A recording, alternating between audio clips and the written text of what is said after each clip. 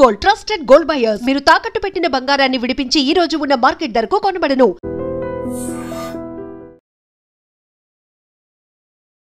నమస్తే, welcome to I dream social spotlight with కవిత.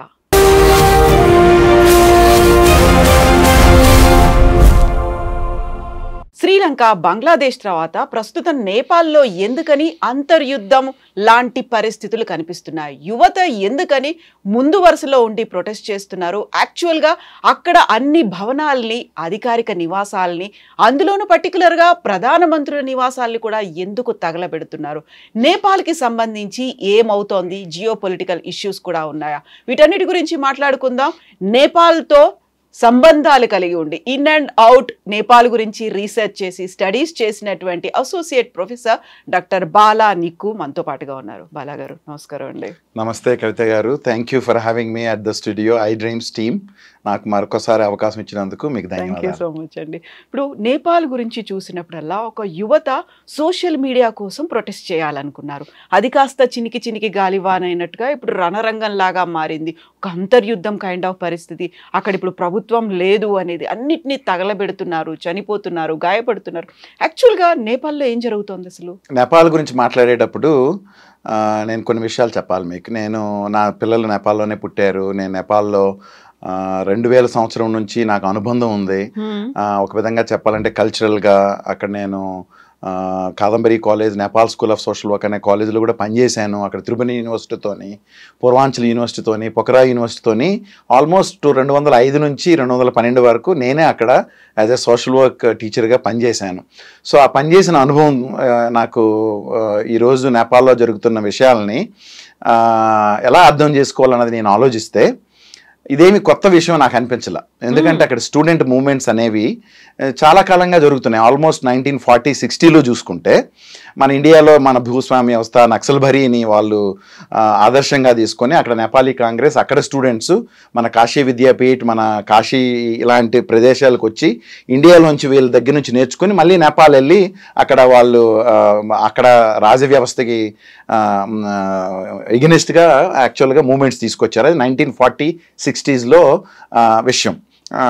అలాగే చూసుకుంటే మీరు 1990లో కూడా 1960-1990లో కింగ్ మహేంద్ర గారు ఉన్నప్పుడు కూడా ఆయన కూడా రాజకీయ వ్యవస్థని, అంటే యాజ్ ఏ రాజు దేవుడు అనే దేశం అది. రాజు అనేవాడు విష్ణువు తాలూకా రూపం. లేకపోతే Nepal is the only country, Hindu country on this earth. Nepal is a Sagarmatha, Himalayas ఉండేది, అక్కడే సీత పుట్టింది, ఇలాంటివన్నీ ఉన్నాయి. అక్కడే పశుపతినాథ్ ఉంది. So it's a culturally very vibrant country. The people are also very vibrant. I want to focus on the people, especially the students. ఇప్పుడు ఎవరైతే social మీడియాను వాడుకొని ఆ వ్యవస్థనే మీరు అన్నట్టు డీస్టెబిలైజ్ చేశారో ఎలా చేయగలిగారు? ఇప్పుడు ఫర్ ఎగ్జాంపుల్ మన ఓలీ గారు ఉన్నారు, ఇప్పుడు మన ప్రైమ్ మినిస్టర్ ఓలీ గారు ఉన్నారు. ఆయన మూడు సార్లు నేపాల్లో ప్రైమ్ మినిస్టర్గా ఎన్నుకోబడ్డారు. ఇప్పుడు ప్రైమ్ మినిస్టర్గా ఆయన రాజీనామా చేయాల్సి వచ్చింది, వేరే దేశానికి వెళ్ళిపోవాల్సి వచ్చిందంటే there must be something in the students of Nepal, అక్కడ ఉన్న ప్రజలు కానీ అక్కడ ఉన్న కమ్యూనిటీని కానీ మనం ఏదో గోర్ఖాల్లాగా లేకపోతే మన ఇండియా వచ్చి మన సెక్యూరిటీ గార్డ్ లాగా పనిచేసే వాళ్ళలాగా చూడకుండా వాళ్ళ చరిత్రని, వాళ్ళ రెసిలియన్స్, వాళ్ళ తాలూకా స్థితిస్థాపకత, సమస్యలను ఎదుర్కొనే వాళ్ళ క్షమతా గుణాన్ని మనం చూడాలని నేను అనుకుంటున్నానండి. ఎందుకంటే నేను చూసిన స్టూడెంట్స్ ఫర్ ఎగ్జాంపుల్ వారు 6 గంటల నుంచి 10 గంటల వరకు కాలేజ్కి వస్తారు. 10 గంటలు కాలేజ్ అయిపోయినాక దెన్ దే స్టార్ట్ వర్కింగ్. మనం ఏదో యూఎస్లో స్టూడెంట్స్ పనిచేస్తారని విన్నాం, కానీ నేను నేపాల్లో ఆల్రెడీ నేను స్టూడెంట్స్ పనిచేయడం విన్నాను. అక్కడ రూరల్ ఏరియాస్ నుంచి కాఠ్మండు వస్తారు, అక్కడ పని చేసుకుంటారు, చదువుకుంటారు, మళ్ళీ ఇంటికి డబ్బులు పంపిస్తారు. So they are already resilient students. ఇప్పుడు ఈరోజు మనం జరుగుతున్న ఈ మారణ హోమం కానీ ఇవన్నీ మనం actually it's sad, but that's about to happen. ఎందుకంటాను, ప్రతిసారి మనం ఆ దేశంలో Nepal is a country in transition, పొలిటికల్గా, ఆర్థికంగా, సామాజికంగా, కల్చరల్గా. ఇప్పుడు నేపాలీ గూర్ఖాస్ ఉన్నారు. They are the first ones who went to UK and Singapore as a British soldiers అనమాట. వాళ్ళు ఇన్ఫర్మేషన్ తీసుకొచ్చారు. అక్కడ రాజవ్యవస్థ ఉండడం వల్ల అక్కడ ఇన్ఫర్మేషన్ కూడా ఈ పొలిటికల్ ఈ రాజు తర్వాత రానాస్ ఎవరైతే ఉన్నారో వాళ్ళు కంట్రోల్ చేసేవాళ్ళు, బయటికి రాకపోయేది. ఎవరైతే బయటికి వెళ్ళారో వాళ్ళు ఇన్ఫర్మేషన్ తెచ్చేవారు. ఇప్పుడు నేపాల్ పరిస్థితిని చూసుకుంటే 208లోనే అది రిపబ్లిక్గా మారింది. మన ఇండియాలో 1947లో మనం స్వాతంత్ర దేశంగా మనం వస్తే వాళ్ళు 208లోనే రిపబ్లిక్గా మారారంటే ఎంత చిన్న రిపబ్లిక్ కంట్రీ అది. యాక్చువల్గా it has a very young democratic history compared to India. So అక్కడ రాజవ్యవస్థ, రాణా వ్యవస్థ, డెమోక్రసీ కోసం చేసిన యుద్ధాలు, అందులో స్టూడెంట్స్ తాలూకా కాంట్రిబ్యూషను, ఇవన్నిటిని మనం గుర్తు చేసుకోవాలి. జనాందోళన అనేది 1990లో వచ్చింది. అక్కడ కూడా స్టూడెంట్స్ మన త్రిపుర యూనివర్సిటీ నుంచి వేరే యూనివర్సిటీల నుంచి బయటకు వచ్చి వీధుల్లోకి వచ్చి పోరాటాలు చేశారు. మన జేఎన్యూలో, లేకపోతే సెంట్రల్ యూనివర్సిటీలో, ఉస్మానియా యూనివర్సిటీలో, ఆంధ్ర యూనివర్సిటీలో ఎలా అయితే స్టూడెంట్స్ రాజకీయంగా ఒక చైతన్యవంతులై ప్రజల్ని తీసుకొచ్చి, ఇప్పుడు బంగ్లాదేశ్ గురించి మీరు మాట్లాడారు, అక్కడ కూడా స్టూడెంట్సే. శ్రీలంకలో మాట్లాడారు, అక్కడ కూడా స్టూడెంట్సే. స్టూడెంట్స్ అనేవాళ్ళు మన సమాజానికి ఒక వారధి, ఒక ప్రతిబింబం. They are the young people, they have the energy, they have the future, they are the ones who can actually destabilize the governments. అదే కదా చూస్తున్నాం. సో నేపాల్లో కూడా ఇప్పుడు నాకు అనిపించింది ఏంటంటే అక్కడ తారతమ్య భేదాలు పెరిగిపోయినాయి.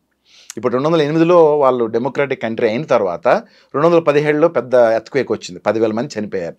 220లో కోవిడ్ వచ్చింది, చాలా మళ్ళీ విధ్వంసం సృష్టించింది. 217లో ఎర్త్క్వేక్ వచ్చినాక మన మోడీ గారి ప్రభుత్వంలో మన ఇండియా బ్లాకేడ్ కూడా జరిగింది అక్కడ. సో ఆ విధంగా రాజకీయంగా, ఆర్థికంగా, సామాజికంగా ఒక విధంగా చెప్పుకోవాలంటే they looking for their own identity. What is a Nepali identity అన్నది కూడా వాళ్ళు చూస్తున్నారని నాకు అనిపిస్తోంది. సో ఇప్పుడు మీరు యూత్ గురించి చెప్పారు, అక్కడ ఉన్నటువంటి స్టూడెంట్స్ గురించి చెప్పారు, మేము యంగ్ బ్లడ్ అని అంటాం వాళ్ళను. యూత్ రెసిలియన్స్ అనేది ఒకటి మాకు కావాలి అనుకున్నారు, ప్రొటెస్ట్ చేశారు సోషల్ మీడియా కోసం, జెన్జీ మూవ్మెంట్ అన్నారు. బట్ అది కాస్త వైరల్ అయిపోయింది, బ్యాన్ నెపో కిడ్స్ అన్నారు, లేకుంటే నెపో బేబీస్ మీద టర్న్ అయిపోయింది. ఆ తర్వాత ప్రభుత్వాన్నే మార్చేయాలనుకున్నారు, మిలిటరీ వచ్చింది. ఎక్కడికక్కడ ఇలాంటి అగ్ని కీలలు ఎందుకు కనిపిస్తున్నాయి ఇప్పుడు ప్రస్తుతం పరిస్థితుల్లో? కవిత గారు, ఇది కూడా చాలా మంచి ప్రశ్న. యాక్చువల్గా ఇది నన్ను ఆలోచింపజేసింది. యాక్చువల్గా ఈరోజు ఉదయాన్నే నేను చాలామంది నా స్టూడెంట్స్తో మాట్లాడాను. చెప్పాను కదా, నేను 2012 వరకు అక్కడే అక్కడే టీచ్ చేశాను. సోషల్ వర్క్ టీచర్గా నాకు పేరుంది. ఇప్పటికీ గురు పౌర్ణమి రోజు నాకు వాళ్ళు హ్యాపీ గురు అని పంపిస్తూ ఉంటారు. చాలామంది రిమోట్ ఏరియాస్ నుంచి కూడా వచ్చారు. దానబోదర్ బుహుడా అని ఒక స్టూడెంట్ ఉన్నాడు. ఆయన ఇప్పుడు అక్కడ వాళ్ళ పాలిటిక్స్లో చాలా యాక్టివ్గా ఉన్నాడు. అలాగా so I saw very similar trends in India. For example, there are only 3 parties. UML party అని ఒకటి ఉన్నది, Nepali Congress, and then Maoist parties. These are the 3 parties that lead the whole political space. ఎందుకంటే ఈ 3 పార్టీలే రాజుని పంపించేటప్పుడు కానీ, లేకపోతే ఈ కాన్స్టిట్యూషనల్ మోనార్కీ కానీ, లేకపోతే ఈ నేపాల్లో జరిగిన జనాందోళన్ 1, జనాందోళన్ 2, క్లుప్తంగా చెప్పాలంటే ఒక రాజకీయ వ్యవస్థ, ఒక మోనార్కీ, ఒక రాజు వ్యవస్థ నుంచి ఒక స్వాతంత్ర వ్యవస్థ, ఒక డెమోక్రాటిక్ స్పేస్లోకి రావడానికి ఆ కంట్రీకి 240 సంవత్సరాలు పట్టింది. ఎందుకంటే ఈ రాజకీయ వ్యవస్థ లేకపోతే రాజు as the centre of the politics is been done for 240 years. అది 2008లోనే ఆయన బయటికి పంపించడం జరిగింది, ఫుల్ డెమోక్రాటిక్ కంట్రీగా జరగడం జరిగింది. సో ఈ నేపథ్యంలో చాలా మూమెంట్స్ జరిగినాయి, చాలా స్టూడెంట్స్ పార్టిసిపేట్ జరిగింది. So Nepal is a country in transition. ఒక 1950s నుంచి 60లోకి ఒక ట్రాన్సిషను, 60లోంచి 1990లోకి ఒక ట్రాన్సిషను, 1919 తర్వాత 2008లో ఒక ట్రాన్సిషను. సో ఇలా ట్రాన్సిషన్లన్నీ మారుకుంటూ వెళ్తుంది. సో ఇప్పుడు స్టూడెంట్స్ మీరు అన్నట్టు they are now very well connected. Actually, Nepal is the top 5 countries sending students to abroad. అది చూడండి, మరి ఇంత పూర్ కంట్రీ అనుకుంటున్నామే, మరి ఎలా నేపాల్ వరల్డ్లో టాప్ 10 కంట్రీస్లో స్టూడెంట్స్ని బయటికి పంపించే కంట్రీల్లో దాని పేరు ఉంది. నేను కెనడాలో కూడా చాలామంది స్టూడెంట్స్, నా యూనివర్సిటీలోనే ఒక 200 మంది నేపాల్ నుంచి స్టూడెంట్స్ వచ్చి ఉన్నాడు. బహుశా ఇండియా నుంచి ఒక 500 మంది వచ్చి ఉండేవారేమో. అలాగా సో నేను చెప్పేది అంటే students are very well connected, they are very strategic. ఈ నేపో కిడ్స్ ఏదైతే మీరు అన్నారో అది చూసి వాళ్ళు అర్థమైంది అసలు ఆ నేపో కిడ్స్ అంటే ఎవరు, వీళ్ళు పొలిటీషియన్స్ వాళ్ళకి పిల్లలు, లేకపోతే గుర్కా ద నేపాల్ ఎలైట్ ఏదైతే 10% ఉన్నదో, లేదా నేపాల్ బిజినెస్ లేదా వీళ్ళు ఎవరైతే పిల్లలు ఉన్నారో వాళ్ళు ఇప్పుడు సోషల్ మీడియాలో వాళ్ళు పోస్టులు పెట్టడం మొదలుపెట్టారు. వాళ్ళ జీవితాన్ని గురించి కానీ, వాళ్ళ బ్రాండెడ్ దుస్తుల గురించి కానీ, వాళ్ళ లైఫ్ స్టైల్ గురించి కానీ, వాళ్ళ విదేశీ ప్రయాణాలు కానీ, వాళ్ళ రిసార్ట్లు కానీ. So it created a little bit tension between the young people. ఇప్పుడు ఒకే క్లాసులో ఒకరిద్దరేమో huge lifestyle, the other 98% is basically struggling for daily life. ఇప్పుడు నేపాల్ మీరు అన్ఎంప్లాయ్మెంట్ స్టాటిస్టిక్స్ చూసుకుంటే 25 people are unemployed. because the country is not, progressing in terms of industries. 25%? 25% of the young people are unemployed. Statistics చెప్తోంది. అసలు Nepal is running in a way country on remittances. అది కూడా మనం అర్థం చేసుకోవాలి. నేపాల్లో ఇప్పుడు నేపాల్ 30 మిలియన్ అండి, అని 3 కోట్ల మంది. అంటే మన ఆంధ్రాలో 3 కోట్ల మంది ఉంటారు ఇప్పుడు. అలాగే ఒక చిన్న కంట్రీ అది. It's from Nepal, from eastern Nepal, Jhapa యాక్చువల్గా, Biratnagar, central Nepal, western Nepal, mid western Nepal, far western Nepal. మన ఇండియాతో 3 పక్కల కనెక్ట్ అయ్యి ఉంటుంది. సో అక్కడ తరాయిస్ అంటారు. మన ఇండియాతో ఏదైతే కనెక్ట్ అయ్యి ఉన్న కమ్యూనిటీస్ని వాళ్ళు తరాయి కమ్యూనిటీ అంటారు. ఆ పైన ఉన్న వాళ్ళు హిల్ అంటారు, ఈ మధ్యలో ఉండే వాళ్ళు వ్యాలీస్ అంటారు. సో ఇప్పుడు నేనేం చెప్తున్నానంటే, ఈ స్టూడెంట్స్కి తారతమ్య భేదాలు ఇంతకుముందు కూడా ఉండేవి. సెంట్రల్ ఇప్పుడు మన కాఠ్మండూలో ఉండే స్టూడెంట్స్ కొంచెం అర్బన్ ఎలైట్, ఎకనామికలీ వెల్ ఆఫ్గా ఉండేవారు. ఈ రూరల్ ఏరియాస్ నుంచి వచ్చేవాళ్ళు కొంచెం ఎకనామికలీ పూర్. వాళ్ళు చదువు కోసం కాఠ్మండూ వచ్చి వేరే ఇంట్లో పని చేసుకుంటా యాజ్ ఎ డొమెస్టిక్ హెల్ప్గా చదువుకునేవాళ్ళు. So there are these internal conflicts, clashes ఉన్నాయి.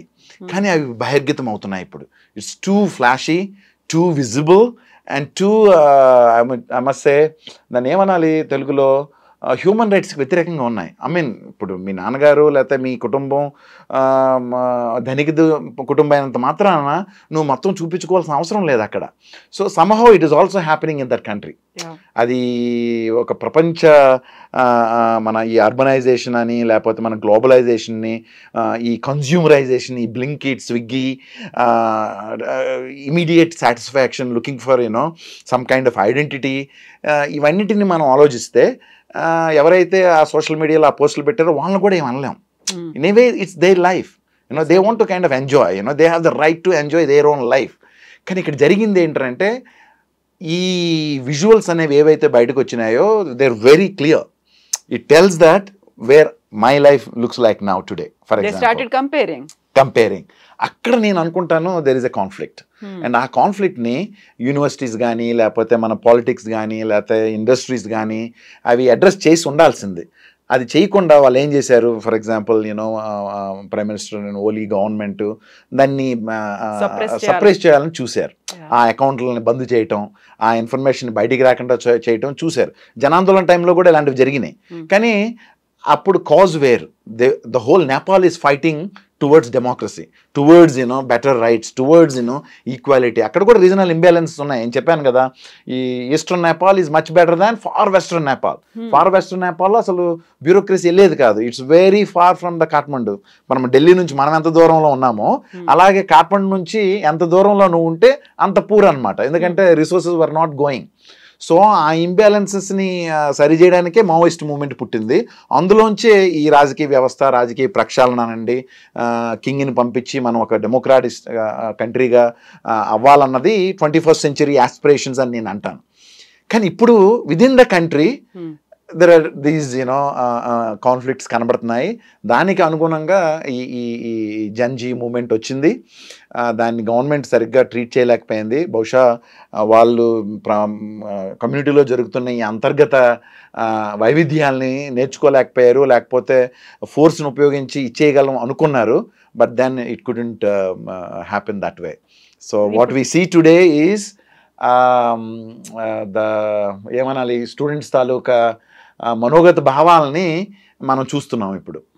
సో ఇప్పుడు వాళ్ళు స్టూడెంట్స్లో ఒక ఆగ్రహం, ఆవేశం ఇవన్నీ ఉన్నాయి అనుకున్నప్పుడు నాట్ ఓన్లీ ప్రైమ్ మినిస్టర్, ఇప్పుడు ఉన్నటువంటి ఓలీ మీద కోపమే కాదు, అందరి మీద కోపం. ఎవరైతే మాజీ ప్రధానులు ఉన్నారో వాళ్ళ మీద కోపం, సుప్రీంకోర్టు మీద కోపం ఉంది, అక్కడ ఉన్నటువంటి అధికారిక భవనాలు, నివాసాలు, ప్రతిపక్ష లీడర్స్, కేంద్ర మంత్రులు, అందరి మీద అంత తీవ్ర స్థాయిలో కోపం ఎందుకు వచ్చింది?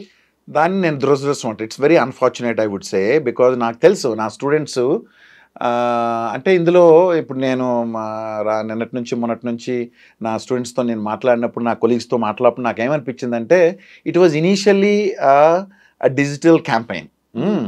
అది it was how do I explain, it was maybe unintentional this is how you know మన ఈ ఎవరైతే స్టూడెంట్స్ కొంచెం కాన్షియస్నెస్ గ్రాస్ రూట్ యానిమేషన్ ఇదంతా నేపాల్ బ్లడ్లోనే ఉంది. Because the country as a said 240 years నుంచి they been fighting with the different regimes కదా. ఫస్ట్లో కింగ్తో పోరాడారు, రాణా సిస్టమ్తో పోరాడారు, తర్వాత పొలిటికల్ సిస్టమ్ 1990లో వచ్చిన తర్వాత చాలా మనకి మంచి జరుగుద్ది అనుకున్నారు. అయినా కూడా ఈ వివక్షత ఈ డిస్పారిటీస్ ఉండడం వల్ల they're already conscious. Exactly. I think that consciousness actually came out in this form. అది ఎంత దీనిగా అంటే ప్రతి ఒక్కడు తప్పు చేశాడా, గవర్నమెంట్లో ఉన్న ప్రతి ఒక్కరు కరప్టా అన్నదానికి ఇక్కడ నిర్వచనం కొంచెం అదే. This is what disturbs me. Why people are attacking our students? Are they students are maybe other forces కూడా ఏమైనా కలిసినాయా? లేకపోతే ఇప్పుడు రాజుని మళ్ళీ అంటే king has to come back అని ఒక మూమెంట్ కూడా జరుగుతుంది. సో మన సొసైటీ అన్న తర్వాత all kind of ideologies operate. అక్కడ మావోయిస్ట్ ఐడియాలజీ ఉంది, కమ్యూనిస్ట్ ఐడియా ఉంది, డెమోక్రాటిక్ కాంగ్రెస్ ఐడియాస్ ఉన్నాయి. తర్వాత అక్కడ జనజాతి మూమెంట్, ఇండిజినస్ మూమెంట్ ఉంది అక్కడ. యాక్చువల్గా ఫర్ ఎగ్జాంపుల్ ఆక్యుపై బలవుతారు అని చెప్పి 2012లో ఒక మూమెంట్ జరిగింది. దాని గురించి ఎక్కువ మంది మాట్లాడుకోవాలి, మీడియాలో కూడా రాలా. అప్పుడు బాబురాం భట్రాయ్ గారు ప్రైమ్ మినిస్టర్ గారు, ఆయన Maoist prime minister. He talks about నవరచన, social transformation, one Nepal, prosperous Nepal అని ఆయన మాట్లాడారు. ఆయన జేఎన్యూలో పిహెచ్డీ కూడా చేశారు. ఆయన ఉన్నప్పుడే ఆక్యుపై బలుగుతారనేది జరిగింది. ఎందుకు? Justice for gender based violence. అక్కడ కూడా LGBTQ ఇష్యూస్ ఉన్నాయి. Nepal is in the forefront for all kind of movements అండి. అది నేను చూస్తున్నాను అక్కడ. They have fashions, they have culture. మీరు ఇక్కడ ప్రపంచంలో యూఎస్లో ఏది జరిగితే అక్కడ కనబడతా ఉంటుంది, which is good. But that culturalization అనండి, లేకపోతే ఆ ప్రపంచాన్ని అనుకరించే పద్ధతిలో వాళ్ళలోనే షాక్ ఒకవేళ వచ్చిందేమో అని కూడా నేను అనుకుంటున్నాను.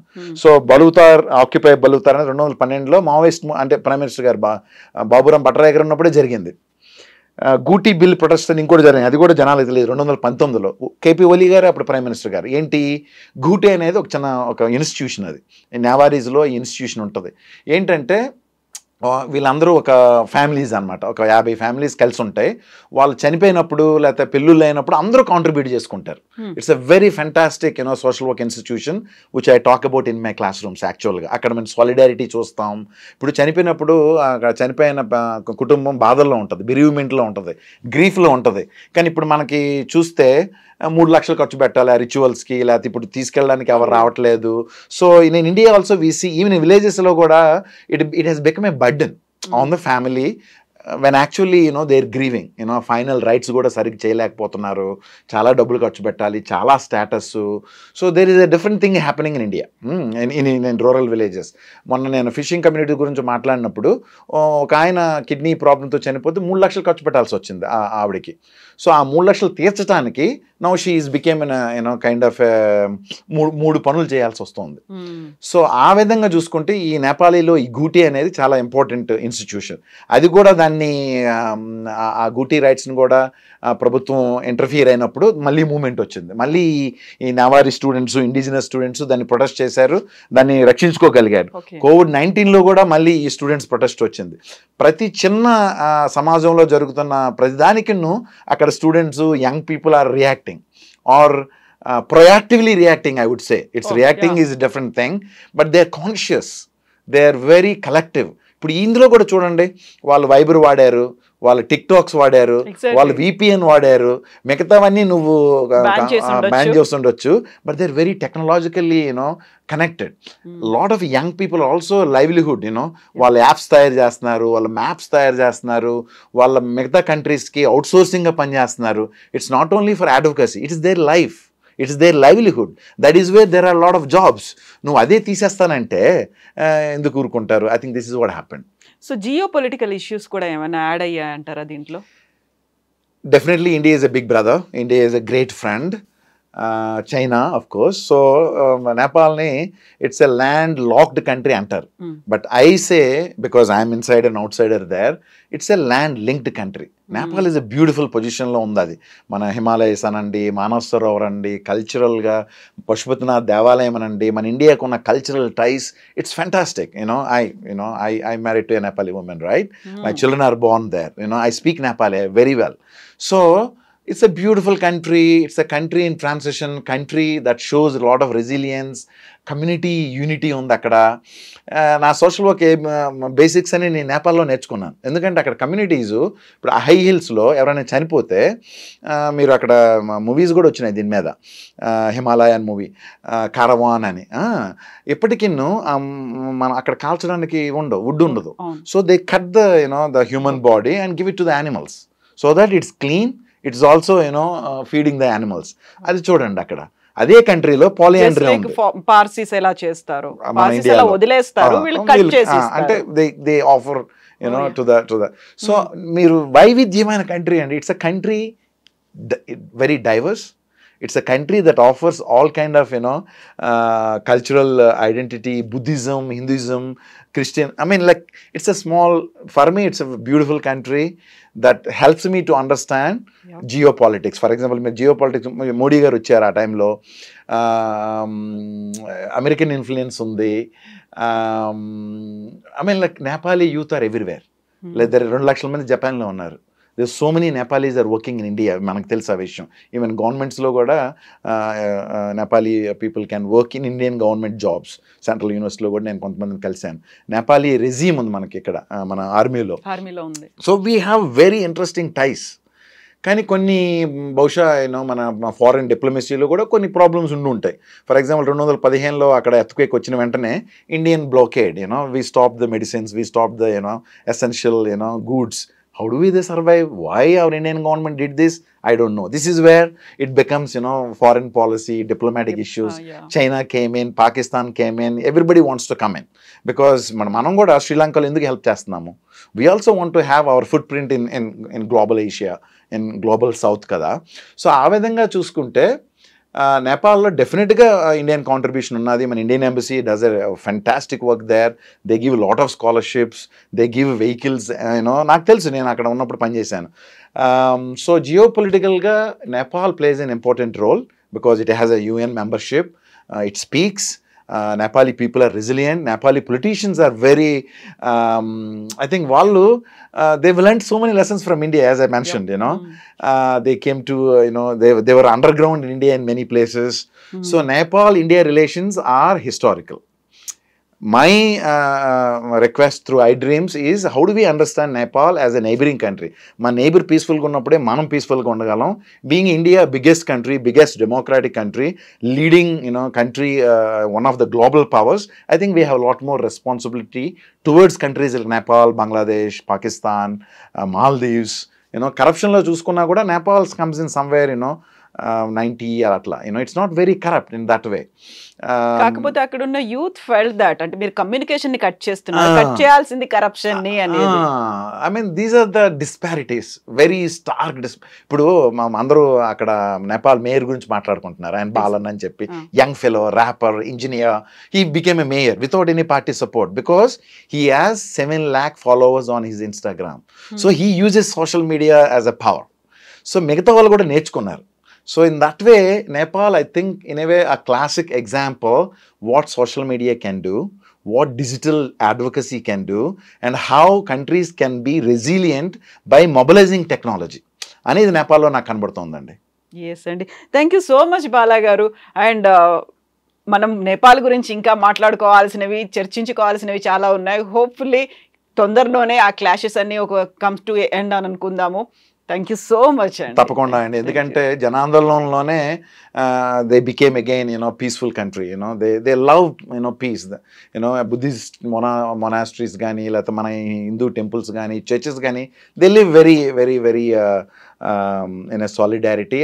I given my experience or my understanding about Nepal, things will settle down. But there are lessons to learn even for India. Exactly. Thank you so much, Andy, for the information and inputs. Thank you, Bala garu. And don't forget to subscribe to iDream. And for more videos, please subscribe to iDream. Please subscribe to iDream. Please subscribe iDream. And please subscribe to iDream. For more videos, subscribe to iDream. please like, share and subscribe to the channel. Congratulations, iDream. Subscribe to iDream. Subscribe to iDream. So subscribe to iDream Media. iDream ki iDream team andarki huge congratulations. Please subscribe iDream Media. Please subscribe to iDream. Subscribe iDream. Please subscribe to iDream. iDream అంటే నా కళల channel subscribe చేసుకున్న నోరు తిరుగుతలేదు మీరైతే గంట గుర్తు కొట్టండి. For more such videos, please subscribe to iDream. Subscribe to iDream. Please subscribe to iDream. Please subscribe iDream Media. Please do subscribe to iDream. Please subscribe to iDream Media. For best entertainment and information, please subscribe iDream.